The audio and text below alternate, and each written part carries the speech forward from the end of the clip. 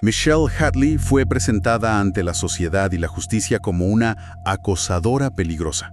O sea, la pintaron como una mente criminal que orquestaba ataques desde la sombra. Y ataques muy graves, ¿no? Totalmente. Enfrentó cargos tan severos que, bueno, de ser hallada culpable podían enviarla a prisión de por vida. Y no fue solo una amenaza en papel, permaneció encarcelada durante aproximadamente 88 días. ¡Wow! Atrapada en un sistema que estaba convencido de su culpabilidad. Sin embargo, tiempo después, las autoridades declararon categóricamente que era completamente inocente. Todo había sido un montaje. Un montaje de una complejidad aterradora, la verdad.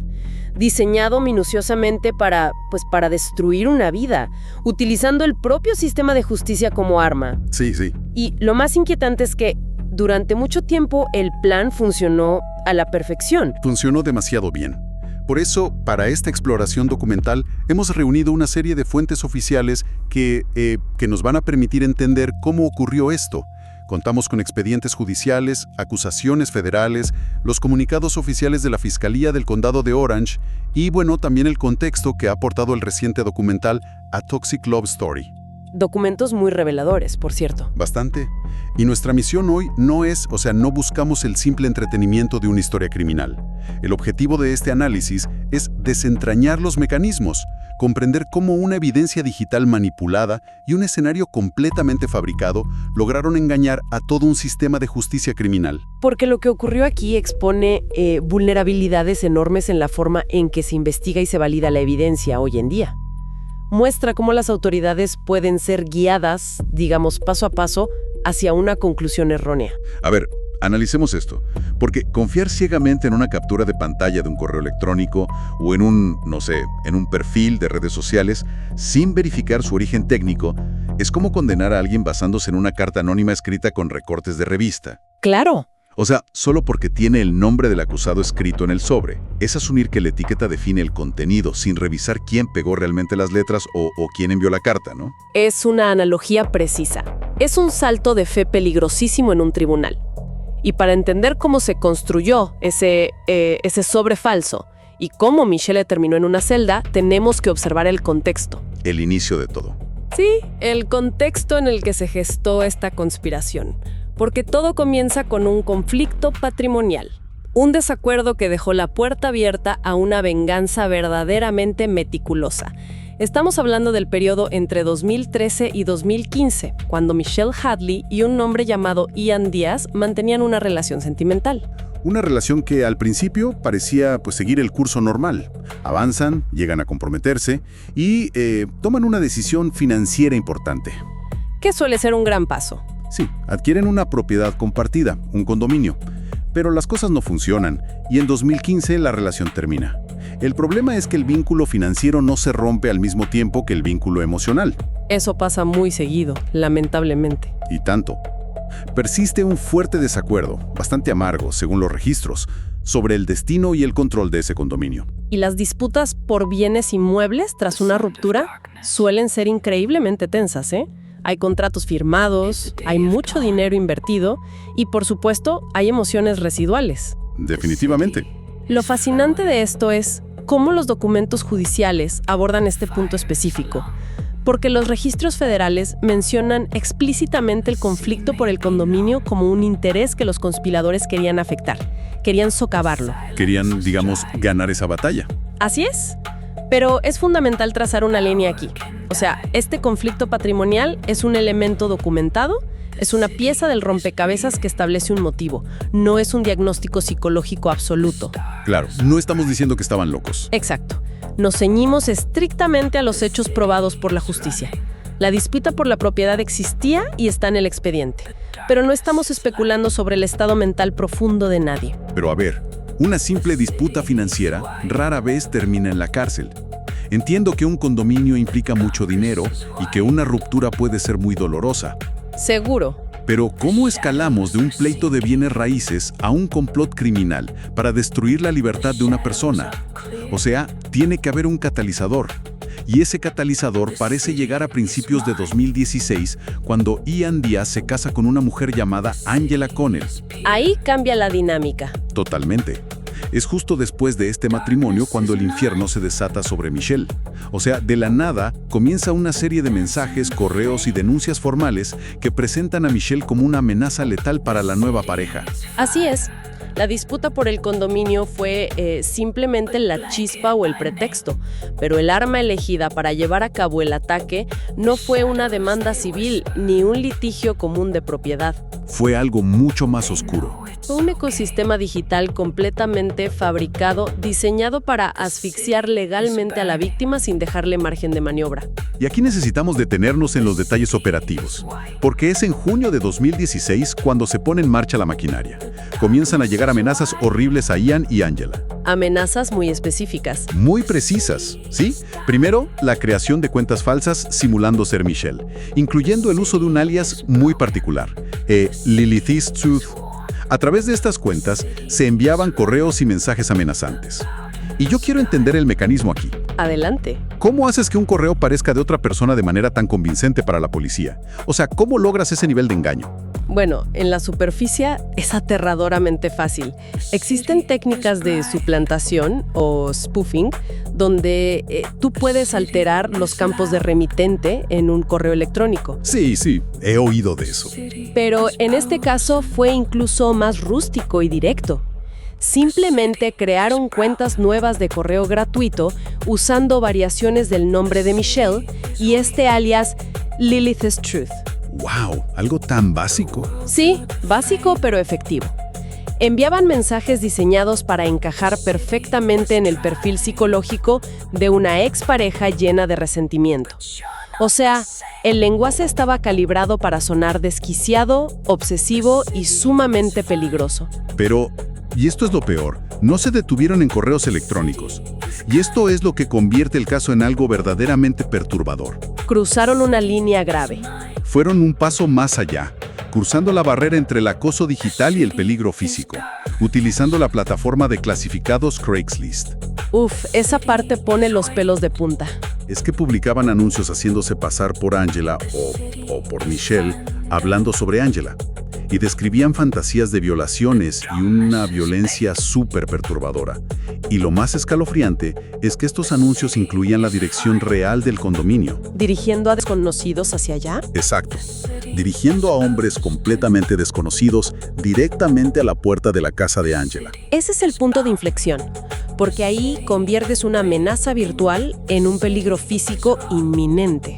Real. Sí, con personas de verdad. Hombres reales que, pues creyendo que respondían a un anuncio legítimo de encuentros, llegaban a la propiedad.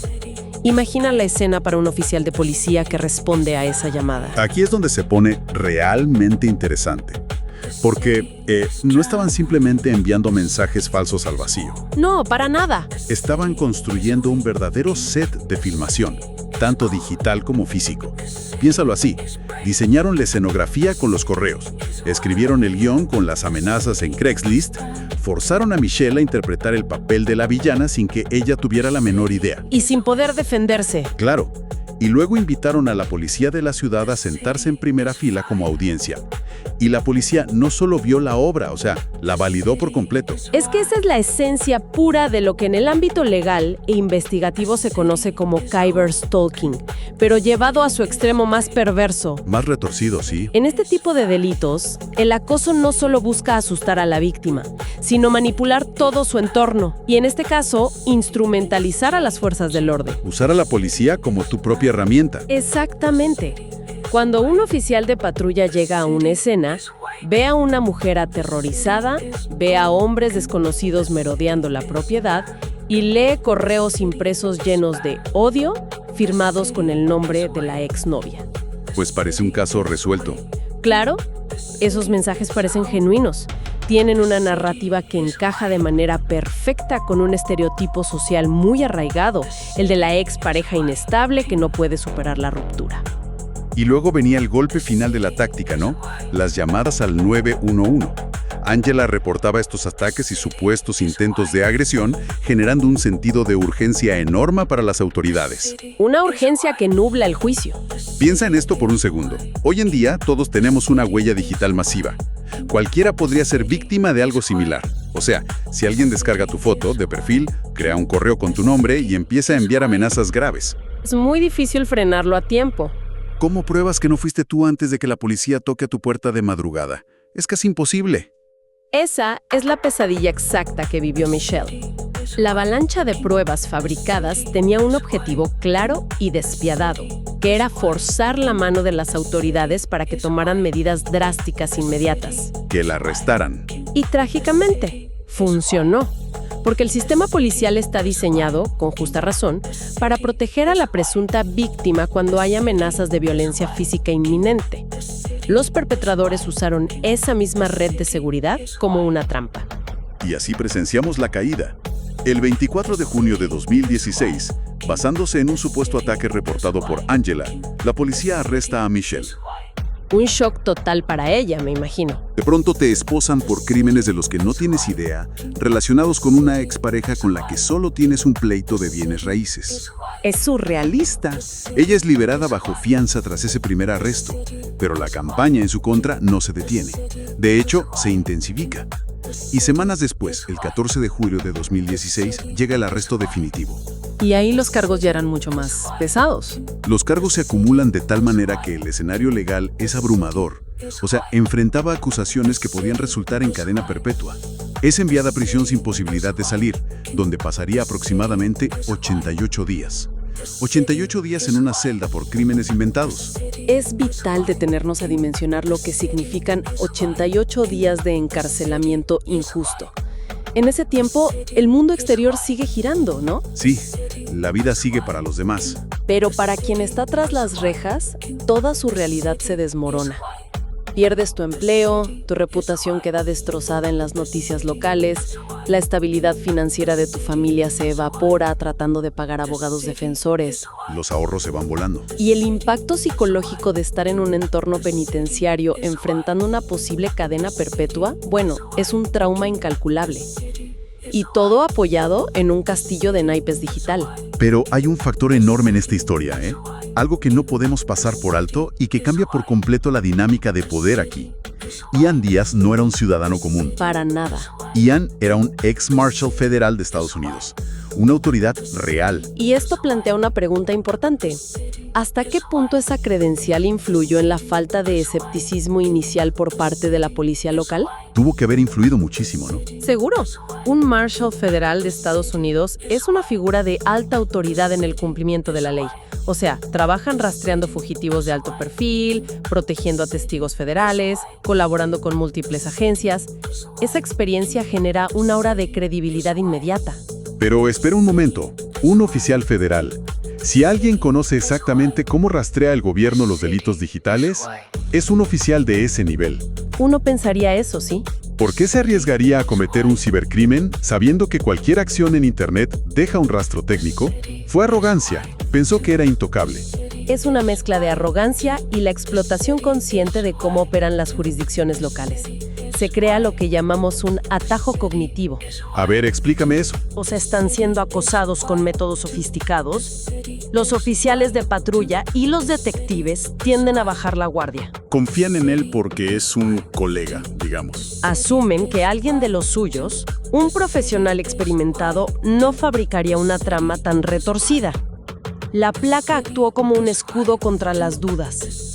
En lugar de interrogar a las presuntas víctimas con el mismo rigor que a cualquier otro ciudadano, se asume que su testimonio es fiable. Es que eso me lleva a una pregunta crítica, ¿eh? Algo que resulta profundamente frustrante al leer los expedientes judiciales.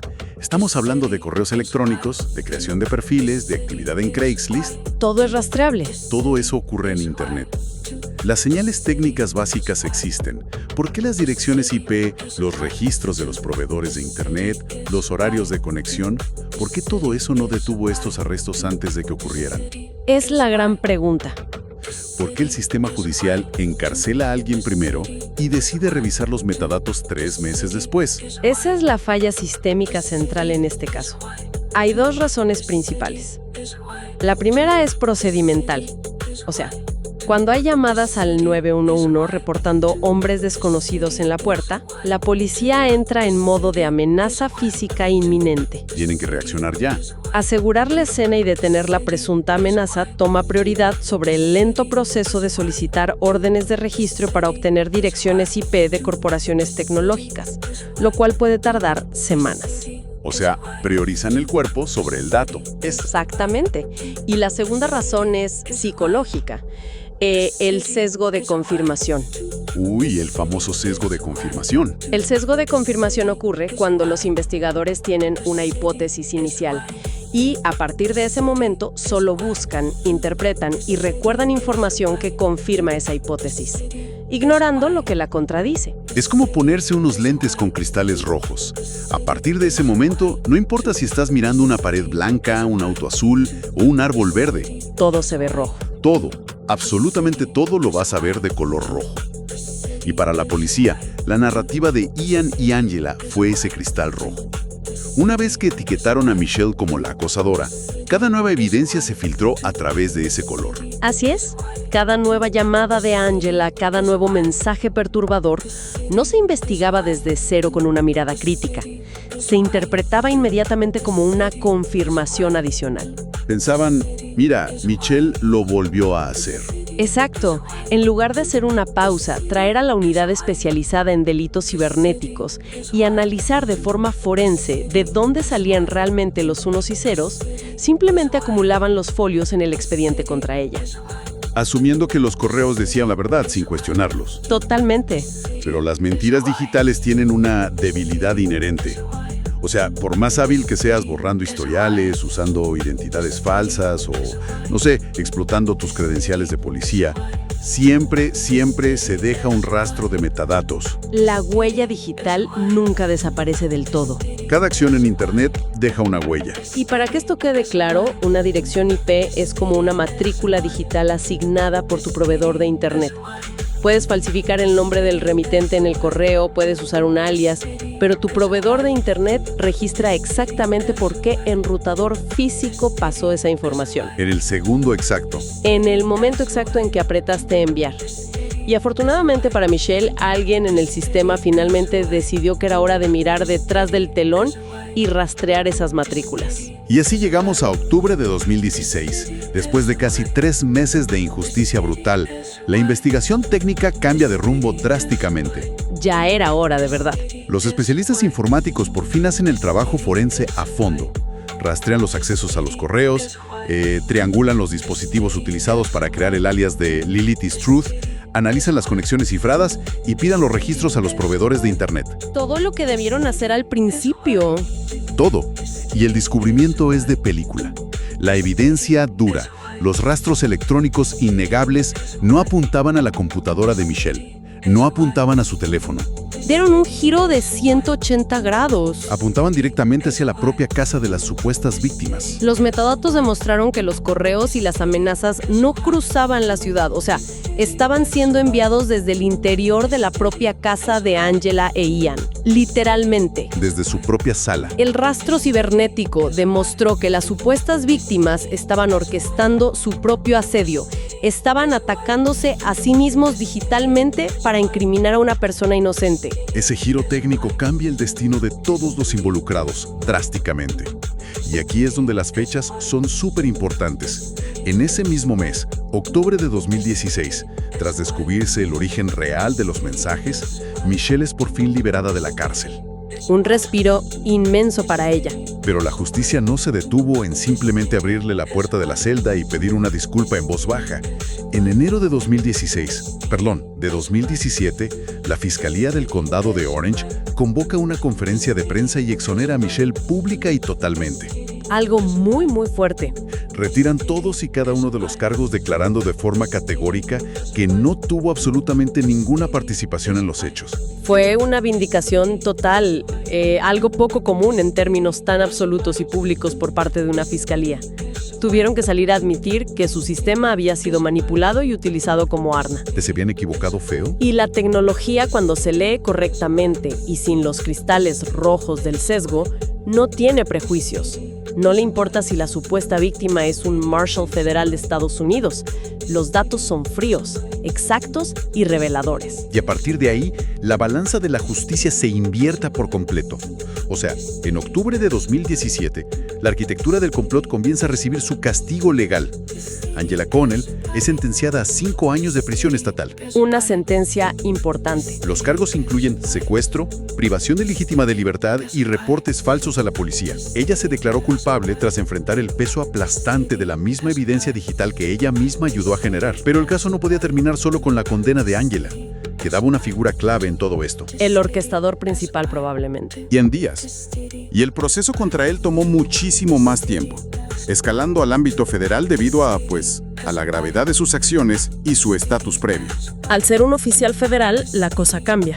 Pasaron años de investigación exhaustiva. Finalmente, en 2021, es acusado formalmente a nivel federal. En marzo de 2023, la evidencia forense completa es presentada ante un jurado, y el veredicto es contundente. Culpable. Culpable de conspiración para cometer cyberstalking, culpable de perjurio y culpable de obstrucción de la justicia.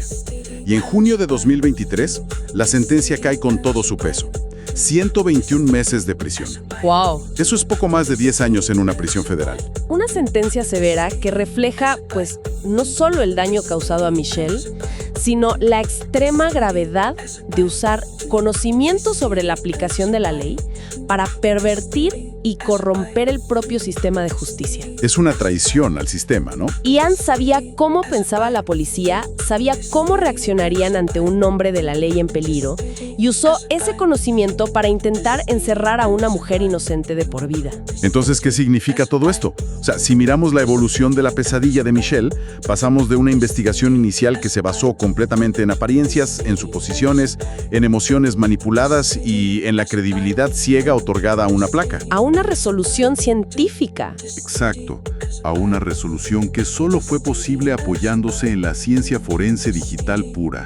Significa que las instituciones humanas fallan porque los humanos tienen sesgos, pero finalmente el error se corrigió cuando regresaron a la ciencia de los datos, a revisar las direcciones IP y los enrutadores. Si conectamos esto con el panorama general, nos deja una lección vital sobre la diferencia abismal que existe entre una historia convincente y una historia verificable. Una distinción clave. El montaje de Ian y Angela fue brillante como obra de ficción. Tenía motivaciones aparentes, víctimas aterrorizadas, llamadas frenéticas al 911, una villana perfecta en el papel de la exnovia y una escalada de tensión continua. Tenía todos los ingredientes de una película. Era una narrativa increíblemente convincente. Pero cuando se sometió a las herramientas forenses, cuando alguien finalmente dijo, hey, verifiquemos la huella técnica, resultó ser un cascarón vacío. Se desmoronó por completo. Y esto subraya una realidad muy dolorosa y lenta del sistema legal. Y es que deshacer una mentira institucionalizada requiere una cantidad masiva de tiempo. El largo camino desde el arresto de Michelle en 2016 hasta la condena federal de Ian en 2023, demuestra lo difícil que es hacer retroceder la maquinaria judicial una vez que se ha puesto en marcha. Sí, requiere desmantelar una narrativa que ya había sido aceptada como verdad absoluta en decenas de documentos oficiales. Lo cual nos lleva a la parte más sombría de esta exploración documental y algo sobre lo que todos deberíamos reflexionar. El daño colateral. A lo largo de esta charla hemos hablado de exoneraciones, hemos hablado del triunfo de la justicia técnica forense, de condenas de 5 y 10 años para los verdaderos culpables. Los registros oficiales, los comunicados de prensa y los expedientes judiciales tienen ahora un final limpio, donde se señala exactamente quién es inocente y quiénes son los criminales. Pero sabemos que la vida real no es así. Sabemos que la vida real no se reescribe con la misma facilidad que un expediente de papel. No lo hace. Y hay que decirlo con toda la franqueza y crudeza que la situación requiere. Un papel oficial, por más que lleve el sello de un fiscal de distrito declarando la inocencia total y absoluta, no tiene el poder mágico de restaurar lo que fue destruido durante el proceso. No borra el pasado. Una exoneración pública no borra automáticamente la huella digital en Internet, donde alguna vez tu rostro estuvo en las noticias asociado a la palabra acosadora. No te devuelve instantáneamente la reputación frente a tus vecinos, tu comunidad o los algoritmos de recursos humanos de tus futuros empleadores. Ese estigma puede perseguirte años. Totalmente. Tampoco compensa la estabilidad emocional severamente fracturada por el terror paralizante de enfrentar la cárcel de por vida, ni el desgaste financiero ruinoso de la defensa legal. Y sobre todo, absolutamente nada puede devolver el tiempo robado. Esos 88 días. Esos 88 días que Michelle pasó dentro de una celda, despojada de su dignidad, su autonomía y su libertad, constituyen una herida permanente. El sistema, impulsado por la tecnología forense, eventualmente corrigió su error en los tribunales. Pero el impacto humano de ese error resuena muchísimo más allá del veredicto final y de las sentencias cumplidas por los culpables. Si una mentira puede construir suficientes pruebas para encarcelar a una persona, ¿qué tendría que hacer la verdad para devolverle todo lo que perdió?